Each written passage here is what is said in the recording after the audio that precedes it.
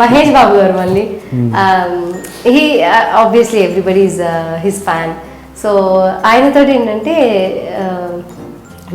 నిజంలో పాడాను కదా, ఆడియో రిలీజ్కి దుబాయ్ తీసుకువెళ్ళారు.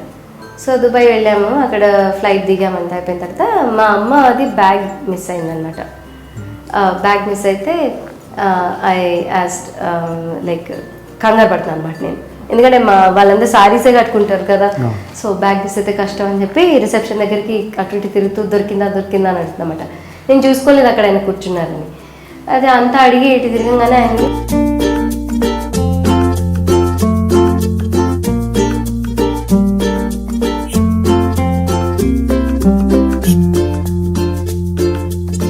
చిరంజీవి గారినేమో ఫ్లైట్ దగ్గర కలిసానమాట. నేను అదే ఫ్లైట్లో వెళ్తుంటే వావ్ అనుకున్నాను. అప్పుడు చిరంజీవి గారేమో ఆయనకి అంటే పాడాను, definitely he knows me. So ఆయన అన్నారనమాట, రామ్మా అంటే బాబు పుట్టాడండి, ఇండియా వచ్చాను కదా బాబుని తీసుకుని, బాబు పుట్టాడండి వచ్చాను ఇండియాకని అంటే, తీసుకుని రానన్నా బాబుని తీసుకునిరా, ఇంటికి తీసుకునిరా అన్నారు. అని వాళ్ళ అసిస్టెంట్కి చెప్పారు, అమ్మాయి నెంబర్ తీసుకో, అపాయింట్మెంట్ అరేంజ్ చేయని చెప్పారు. నిజంగానే ఆయన ఫోన్ చేశారు, నేను మా అబ్బాయిని తీసుకుని వెళ్ళాను. ఆ రోజు ఆయన ఉన్నారు, రామ్ చరణ్ తర్వాత పవన్ కళ్యాణ్ గారు ఉన్నారు, అందరూ ఆబ్వియస్లీ అక్కడ ఉన్నారు.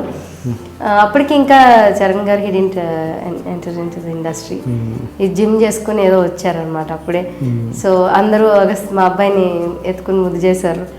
ఫెల్ట్ వెరీ హ్యాపీ అండ్ హోమ్లీగా అట్లా అనిపించింది అనమాట. అండ్ చిరంజీవి గారితో ఇంకోటి ఏంటంటే, సింగపూర్లో ఒక షో వెళ్ళినప్పుడు కూడా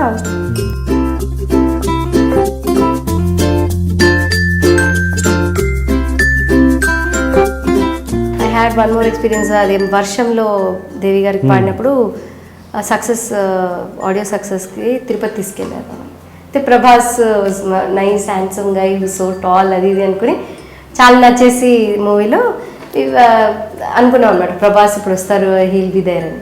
అది కూర్చున్నాము, he came and he so tall, నేనేమో ఆయన పక్కన పొట్టిగా ఉంటాను. సో జంకాను అనమాట అసలు దగ్గరికి వెళ్ళడానికి కూడా, సరే ఎందుకులే హలో చెప్పడం అనేసి. కల్పన సింగర్ కల్పన ఉంది కదా,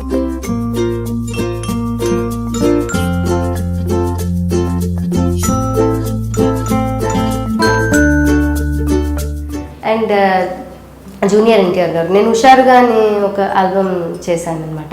అలా ఉంది, దానికి ఆడియో రిలీజ్కి పిలుద్దామని చెప్పి, ఎలాగా ఈయన వస్తారో లేదో చాలా తొందరగా ప్లాన్ చేసుకున్నాము. 2 days ఉంది ఆడియోకి. సో జూనియర్ ఎన్టీఆర్ గారిని కలుద్దాం అనుకున్నాం, వెళ్తే వెంటనే